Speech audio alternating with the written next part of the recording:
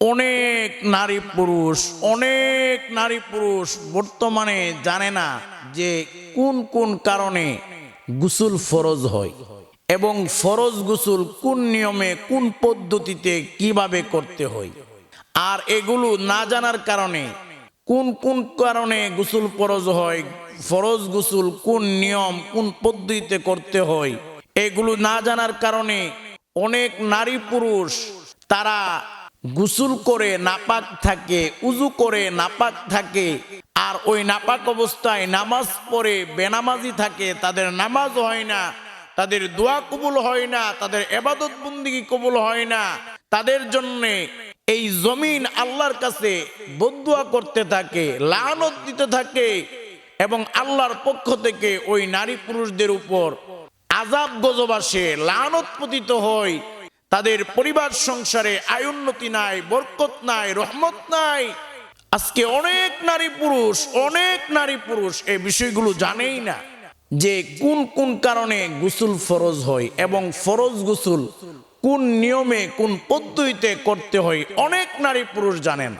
এই জন্য আমি আপনাদেরকে বলবো, আজকের এই বয়ানটি শুরু থেকে শেষ পর্যন্ত শুনবেন। আপনি 20 বছর 30 বছর নামাজ পড়েছেন, আপনি 50-60 বছর নামাজ পড়েছেন, আর আপনি জানেন না কোন কোন কারণে গোসল ফরজ হয়, আপনি ফরজ গোসলের নিয়ম পদ্ধতি জানেন না, তাহলে আপনার 50-60 বছরের নামাজ রোজা কোনো কিছুই কবুল হয় নাই। আপনি এখনো নাপাক অবস্থায় আছেন। এই জমিন আপনার জন্য এখনো বদদুয়া করতেছে, আল্লাহর পক্ষ থেকে লানত পতিত হইতেছে। এই জন্য এই বিষয়গুলো সকলের জানতে হবে, নারী হোক পুরুষ হোক সকলের জানতে হবে। তো প্রথমত আমি আপনাদেরকে বলবো, প্রিয় ভাইয়েরা, প্রিয় মা বোনেরা, ভালো করে মনে রাখবেন, আমাদের কলিজার টুকরা পিয়ারা নবীজি সাল্লাল্লাহু আলাইহি ওয়াসাল্লাম বলেন, আত-তুহুরু শাতরুল ঈমান, পবিত্রতা হলো ঈমানের অঙ্গ। এমনি ভাবে আল্লাহ রাব্বুল আলামিন বলেন, আল্লাহ নিজে পবিত্র এবং পবিত্রতা অর্জনকারীকে আল্লাহ ভালোবাসেন। এই জন্য মা বোনেরা, প্রিয় ভাইয়েরা, ভালো করে মনে রাখবেন, আজকে অনেক নারী পুরুষ জানে না কোন কোন কারণে কি কারণে গোসল ফরজ হয় এবং কিভাবে ফরজ গোসল কোন নিয়মে কোন পদ্ধতিতে করতে হয়। অনেক মা বোন অনেকেই জানে না, না জানার কারণে তারা সঠিক নিয়মে ফরজ গোসল করতে পারে না, যার কারণে গোসল করে তারা নাপাক থাকে, উজু করেও তারা নাপাক থাকে। আর নাপাক অবস্থায় যদি কেউ কিয়ামত পর্যন্ত নামাজ পড়তে থাকে, নাপাক অবস্থায় কিয়ামত পর্যন্ত নামাজ পড়লেও তাদের নামাজ আল্লাহর দরবারে কবুল হবে না। প্রিয় ভাইয়েরা, প্রিয় মা বোনেরা, ভালো করে মনে রাখবেন, কোন কোন কারণে গোসল ফরজ হয়। গোসল ফরজ হওয়ার প্রথম কারণ, যদি স্বামী স্ত্রী একান্ত মিলন করে তাহলে গোসল ফরজ হয়। বীর্যপাত হোক বা না হোক, স্বামী স্ত্রী একান্ত মিলন করলেই গোসল ফরজ হয়ে যাবে। 1 নাম্বার কারণ।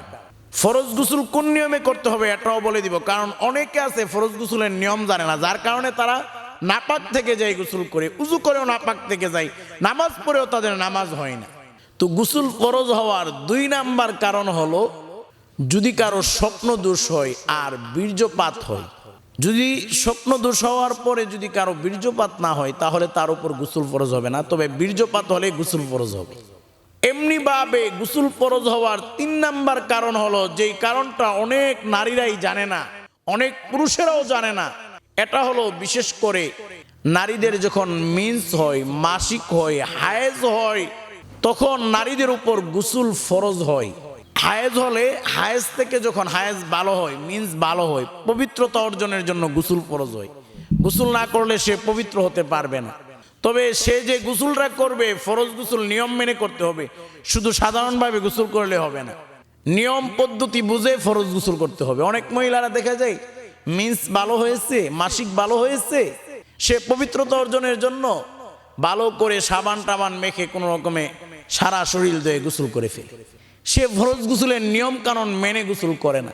আপনি যে ফরজ গোসলের নিয়ম না মেনে গোসল করলেন, আপনার এই গোসলটা হয় নাই, আপনি নাপাক রইলেন। নামাজ পড়লে আপনার নামাজ হবে না, উজু করলে আপনার উজু হবে না। এমনি ভাবে গোসল ফরজ হওয়ার 4 নাম্বার কারণ হলো, যদি কোনো কারণে বীর্যপাত হয়ে যায় তাহলেও গোসল ফরজ হয়ে যাবে।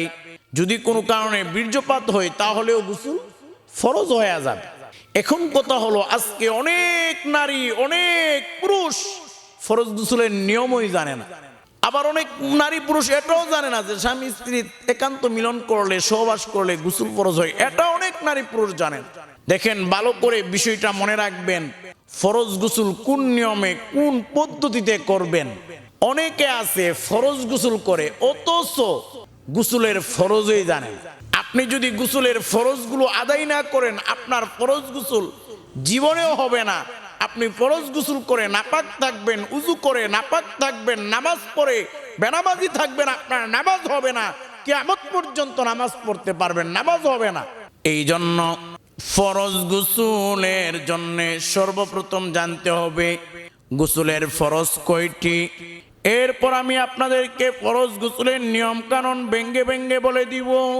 প্রিয় ভাইয়েরা, প্রিয় মা বোনেরা, ভালো করে মনে রাখবেন, গোসলের ফরজ হলো তিনটি। এর মধ্যে 1 নাম্বার গোসলের ফরজ হলো ভালো করে গড়গড়া সহকারে কুলি করা।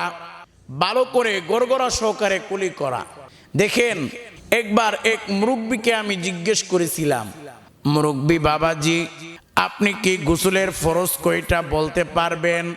জানেননি? বলে জানি না। আমি বললাম, আপনি কত বছর যাবত নামাজ পড়েন? বলল, এই তো প্রায় 30-40 বছর যাবত নামাজ পড়ি। আমি বললাম, মুরব্বী বাবাজি, আপনার বয়সটা কেমন হবে? বলে, এই তো প্রায় 60-এর কাছাকাছি হবে। আমি বললাম, মুরব্বী বাবাজি, এই 60-এর কাছাকাছি যদি আপনার বয়স হয়, আপনি 40 বছর যাবত নামাজ পড়েন, আপনার উপর যখন গোসল ফরজ হয় আপনি কিভাবে গোসল করেন? বলে, আমার উপর গোসল ফরজ হলে আমি ভালো করে সাবান দিয়ে ডলে ঘষা মাজা করে ভালো করে সমস্ত শরীর ধুয়ে ফেলি। আমি বললাম, মুরব্বী বাবাজি, আপনি এই 40 বছর যাবত আপনার কোনো নামাজ রোজা ইবাদত বন্দেগী কবুল হয় নাই এবং আপনি এখনো নাপাক রয়েছেন, কারণ আপনি ফরজ গোসল নিয়ম মেনে বুঝে করেন নাই।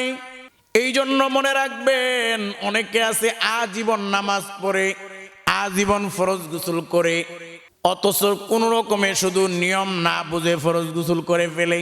নিয়ম না জেনে না বুঝে ফরজ গোসল করলে আপনি গোসল করে নাপাক থাকবেন, উজু করে নাপাক থাকবেন, নামাজ পড়ে বেনামাজি থাকবেন। গোসলের ফরজ বলতেছিলাম, 1 নাম্বার গোসলের ফরজ হলো ভালো করে গড়গড়া সহকারে কুলি করা। এরপর 2 নাম্বার গোসলের ফরজ হলো নাকে পানি দেওয়া। ভালো করে নাকে পানি দিবেন যেন নাকের নরম জায়গায় পানি পৌঁছায়। এরপর 3 নাম্বার গোসলের ফরজ হলো সমস্ত শরীর ভালো করে ধৌত করবেন যেন একটা পশম পরিমাণ জায়গা শুকনো না থাকে। এই হলো 3টা গোসলের ফরজ। ভালো করে মনে রাখবেন এই গোসলের ফরজগুলো। আজকে অনেকে জানেন। আপনি যদি এই 3টা গোসলের ফরজ না জানেন, আপনার ফরজ গোসল করলে কোনো ফরজ গোসল হবে না, ফরজ গোসল করে আপনি নাপাক থাকবেন। প্রিয় ভাইয়েরা, প্রিয় মা বোনেরা, ফরজ গোসলের নিয়মটা কি এটা ভালো করে বুঝবেন। ফরজ গোসলের নিয়মটা আপনারা আমার সঙ্গে ভালো করে শুনে বুঝে নিবেন, শিখে নিবেন। গোসল যদি ফরজ হয় তাহলে আপনারা ফরজ গোসল করতে আসলে সর্বপ্রথম কাজ হলো আপনারা উভয় হাত কবজি পর্যন্ত ধৌত করবেন, ভালো করে ধৌত করবেন। কারণ অনেক সময় আপনার হাতে নাপাকি লেগে থাকতে পারে। আপনি ওই নাপাক হাত দ্বারা যখন পানির মধ্যে হাত দিবেন, পুরো পানিটাই নাপাক হয়ে যাবে, আপনার গোসল তো হবে পরের কথা। এই জন্য আপনি প্রথমে উভয় হাত কবজি সহ ভালো কবজি পর্যন্ত ভালো করে ধৌত করবেন। উভয় হাত ভালো করে 3 বার ধৌত করার পরে আপনারা যদি লজ্জাস্থানে গোপনাঙ্গে কোনো নাপাকি থাকে, ময়লা থাকে, তাহলে ওইটা ভালো করে ধুয়ে নিবেন। তবে মনে রাখবেন গোসল ফরজ হলে প্রথমে আপনারা চেষ্টা করবেন আগে প্রস্রাব করে নিতে, কারণ অনেক সময় লজ্জাস্থানে নাপাকি থাকতে পারে, এগুলো বের হয়ে যাবে পুরাপুরিভাবে। এই জন্য গোসল ফরজ হলে ফরজ গোসল করার আগে আগে প্রস্রাব করে নেবেন, এটা হলো প্রথম কাজ। এরপর উভয় হাত কবজি সহ ভালো করে ধৌত করে নেবেন, কারণ আপনি যদি ডাইরেক্ট হাত ঢুকান পানির মধ্যে অথবা হাত দিয়ে আপনি মগ এগুলা ধরেন বা অনেক কি হয়, তাহলে অনেক সময় নাপাকিগুলো পানির মধ্যে চলে গেলে পুরো পানিটাই নাপাক হবে, আপনার গোসলটা হবেই না। এরপর আপনারা বিশেষ করে ভালো করে বুঝবেন, উভয় হাত কবজি সহ ধোয়ার পরে আপনারা লজ্জাস্থানটা ভালো করে ধৌত করে নেবেন। ধৌত করার পরে একটু সুন্দর করে উজু করে নেন, উজু করেন, কুলি করেন, নাকে 3 বার পানি দেন। মনে রাখবেন অবশ্যই কুলি করতে হবে, নাকে পানি দিতে হবে। এরপর সমস্ত শরীর ধৌত করতে হবে, কারণ এটা হলো গোসলের ফরজ। যদি এটা না মানেন ফরজ গোসলই হবে না। পারলে আপনারা একটু উজু করে নেন, উজু করলে গোসলের ফরজগুলো আদায় হয়ে যায়, আবার গোসলের সুন্নাহগুলো অনেকগুলো আদায় হয়ে যায়। উজু করার পরে আপনারা ডান সাইড থেকে পানি ঢালেন, এরপর সুন্দর করে সারা শরীর ভালো করে ধৌত করবেন। এই হলো ফরজ গোসলের নিয়ম। কিন্তু আজকে অনেক নারী, অনেক পুরুষ ফরজ গোসলের নিয়ম জানে না, তারা নাপাক। আপনি যদি ফরজ গোসলের নিয়ম না জেনে ফরজ গোসলের ফরজগুলো না জেনে পালন না করে ফরজ গোসল করেন, আপনি নাপাক রয়েছেন। এখনো আপনি নাপাক, এখন নাপাক অবস্থায় হাঁটতেছেন। প্রিয় ভাইয়েরা, প্রিয় মা বোনেরা, এই জন্য সাবধান, ভালো করে মনে রাখবেন এই যে কোন কোন কারণে ফরজ গোসল ফরজ হয় এবং গোসলের ফরজ কয়টি এবং ফরজ গোসল কোন নিয়মে কোন পদ্ধতিতে করতে হয়। এই নিয়মগুলো যদি না জানেন, না বুঝেন ভালো করে, তাহলে আপনাদের ফরজ গোসল হবে না। ফরজ গোসল না হলে আপনারা নাপাক থাকবেন, উজু করলেও নাপাক থাকবেন।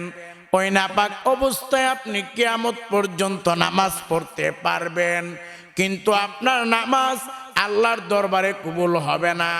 আর ফরজ গোসলের নিয়ম যদি না জানেন আর আপনি নাপাক থাকেন, ওই নাপাক অবস্থায় আপনার যদি মৃত্যুবরণ হয়, তাহলে মনে রাখবেন আপনার ঠিকানাটা সরাসরি জাহান্নামে হয়ে যাবে।